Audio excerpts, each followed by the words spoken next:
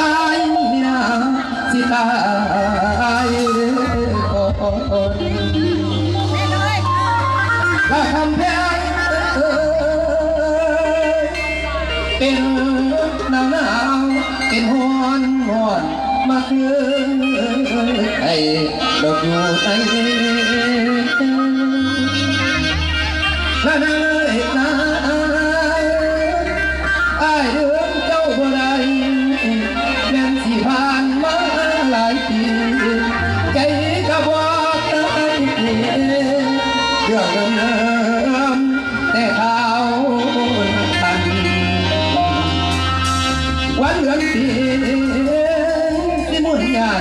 แต่ใจสายอายคือเก่าน้องไปเป็นเมียเขาอายเหงาอยู่แล้วมันเป็นแปลวอยู่บางส่วนโอ้ยเดินทาง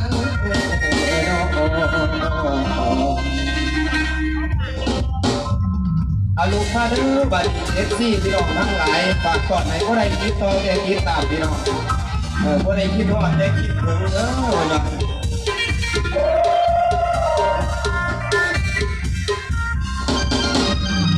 เนื้อบ้านอายบอกกินเอาปลาอาหารตั้งแต่นอนไปแต่งงานอายสงสารมาหลายเดือนตั้งแต่ก่อนเป็นเมียเขาอายแล้วนับวันเดือนปีอากาศเลยถ้าคนดีอยากเพื่อนมีทางผ่านคุณรู้นางบัวเจ้าเอาบัวอายอย่างลำมอนที่อ้อนบางส่วนบางตอนใจห้ามอ่อนทุกประเวลาที่ตายก็ยอมตายถึงมาตายแค่ที่กันดาเจ้าเอาบัวก็ยังขอที่ตาวันบนฟ้าสร้างก็เป็นใจไปอยู่คนละดำอายกะนำต้องเป็นสองลายก็ได้คิดต่อมีอยากหายแต่ว่าตัวอายติดตามทุกทีติดตามทุกความเคลื่อนไหวติดต่อก็ได้เสียอายบ่ดีอายตาแต่เจ้าสามีหักคนดีก็มียังรับผ่านเรื่องคือหวานทรมานก็คอยใจลอยเสมอมันตั้งจุดบังใหญ่ทอนมองให้ย้ำเขาสอบเปรียบไรอายนั่นคือต้นลายคิดหอดลายแต่นั้นงอลาสบายดีพี่น้องเพื่อนทุกคนนะวันนี้โอ้ยฝนฝ่าอากาศโมเป็นใจเนาะพี่น้องเนาะอาจจะได้กับขอโทษขอเอาสีเราพี่น้องเด้อเอาวันนับกันวันนี้เนาะไปอยู่คนเรือดำอายกันสองเป็นสองลายก็ได้คิดต่อเงียบหายแต่ว่าตัวอายติดตามคนดีติดตามทุกคนเคลื่อนไหวคิดต่อก็ได้เสียอายบ่ดีอายกาแต่เจ้าสามีหากคนดีก็มีอย่างเราอ่านก็คือวันพอละมันก็คอยใจลอยเสมอมันตั้งคือบางใจน้องมองในยังเขาสบเป็นไรอายนั่นคือคนตายคิดหอดลายแต่นั้นรอ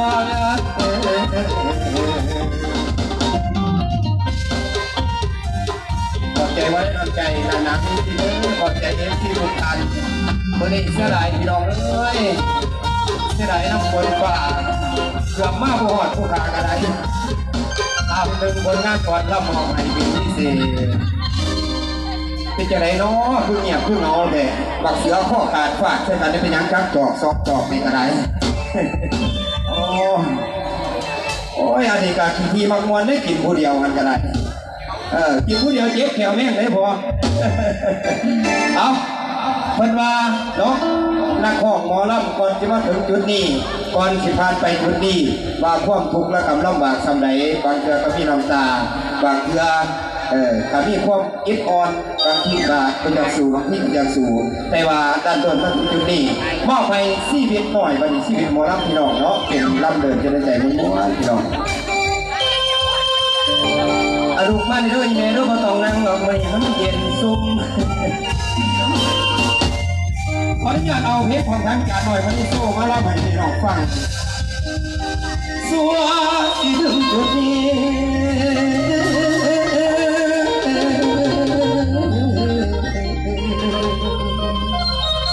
เจ็บจากที่ซ้ำจากคืนเที่ยวไทยเห็นและเพื่อจดน้ำตาน้ำย่อยแต่ยังว่าผ่านมาเมื่อตาบรรลุความเพียงแต่ได้สองเดือน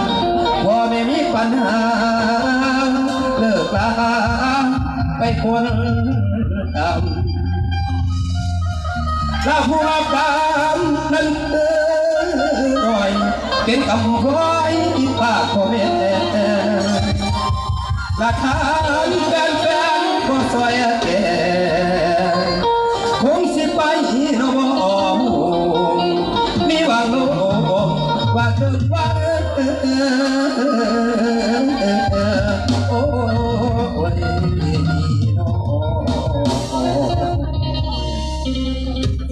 เอาฝากที่เสียที่ยินหน่อยบัดนี้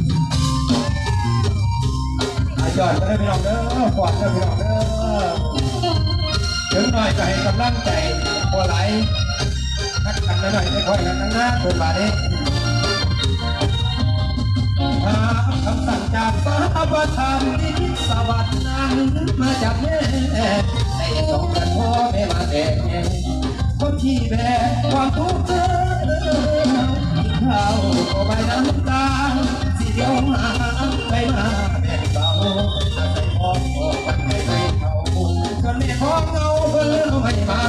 ทองพี่น้องก็คือหัวสาทั้งลุงและป้าหน้าบ่มองเห็นตาคอยจนใจลอยดาดองได้มาเป็นนักร้องก็สวัสดิ์เม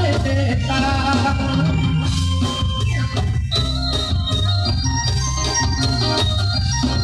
บ้านฟ้าที่ตาเนียนสองคนที่ขาดที่นอกสำเนื้อขาดตา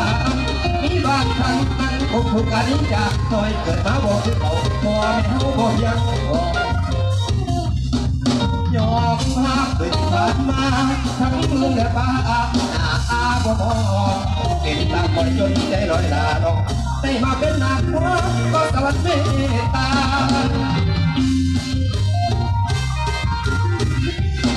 บัดฟ้าที่ตาเลี้ยงสองคนที่ขาดพี่น้องเสมอขาดสุรามีบางครั้งนั้นคงถูกการนี้จะคอยเกิดมาบอกคือเขาพ่อแม่เขาบอกยังบอกยอมภาพที่ผ่านมาทั้งลุงและป้าหน้าเป็นคืนนำอะไรใส่หัวฟ้าเวลาเดินจากจิตใส่อยู่สายมองให้ก็ใจถอยถอดที่น้ำได้เพียงประเด็กของดังใจดังแฟนก็ยังเห็นใจบอกฉันคิดเมื่อไรให้มาพึ่งกับปลอบควันจากวันนั้นความพัฒนาจ้องให้มาเป็นนักของเขาปลอดภัยให้ดวงงานไปสู่นิรันดร์เพราะถ้าแฟนอยู่ต่างแดนเอ็นดูหน่อยเป็นเกิดน้อยไปจนสุดใจเยี่ยมยังเจียมตัวอยู่กว่าเรื่องคนทั้งหมดเจ้าที่จำเขาใจสมองเป็นนักความต้องหวังถึงแฟนผู้เย็นใจถึงความจริงอย่าเบื่อฟ้าเสียงล้านน้อย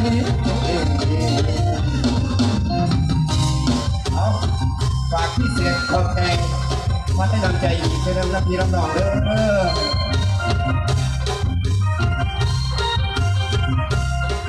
ขณะฝนต ดยสายยังหวานพี่น้องเนาะเอาสำเร็จก็ต้องอาจารย์นักดนตรี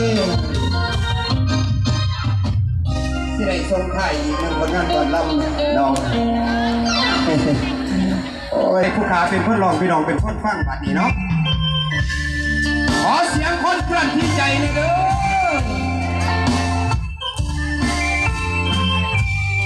เวทีก็อยากเมินๆเลยพี่น้องมานี่ผู้สาวผู้เพื่อนเนี่ยว่าผู้สาวผู้บ่าวบ้านเฮา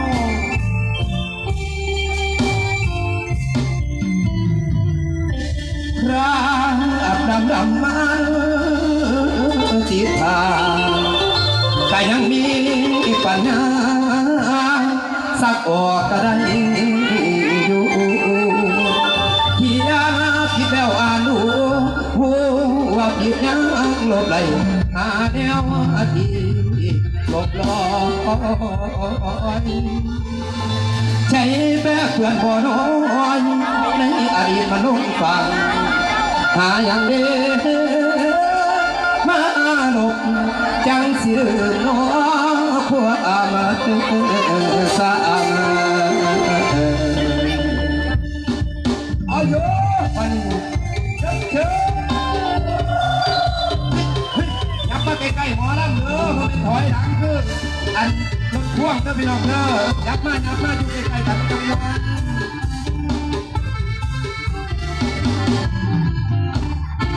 วันจะเคลื่อน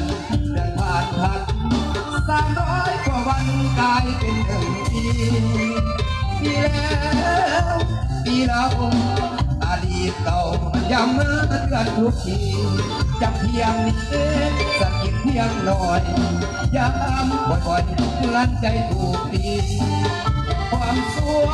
ของเขาลืมหมดใจจันจดมองว่าแต่เขาดีเขาจากไปเกือบ2 ปีไม่หมดสักทีรอยเพื่อนที่ใจสาวเด็กไก่น้อยใหญ่สาวไทยยกนี้สวยเกินกว่าเขาแก้วหักเขาแต่ยังบ่ทันดีสาวอื่นนี้แค่ใจมันยังหักใครก็มีได้ทำหัวใจกันบ่ถึงเขานั้นมันมีดีอยากบอกหาคำตอบบอกก็ทันใจหักใครอยากทุกใจออกฟังไว้เป็นโรงนานเอายังใส่ตาตาล้างน้ำตาบ้านดูใจจนซับเลือดซับน้ำและที่เดินฟังคงเก็บใจไปที่บ้านหอลานออกอีกกันจัก10 วันเดินจากการนอนฝันคงจะได้สบายเฮ้ยเอ้าเพื่อนที่มือเพื่อนที่หน้าโมระใจแล้วมันเพื่อนที่ใจที่มันเป็นตาอายลืมไปแน่คิดพอได้รับคุณไว้โลกแบบนี้ไม่หายถึงตาอายจะเลื่อนไปเสิร์ฟพี่น้องเสิร์ฟไปใส่ที่จะเขียนน้องใบไปใส่ที่จะเขียนน้องใบแต่ก็พอคนอ่านเป็นพระในคนในหูก็เป็นบ้าก็ลืมก็หนุ่มตื่นบ้าไปเศร้าวันยังคนโอ้ความเห็นหักสนใจได้จังเป็นเด็กจังไม่น้องตกไปเป็นอย่างตามมาอะไรหัวใจน้อง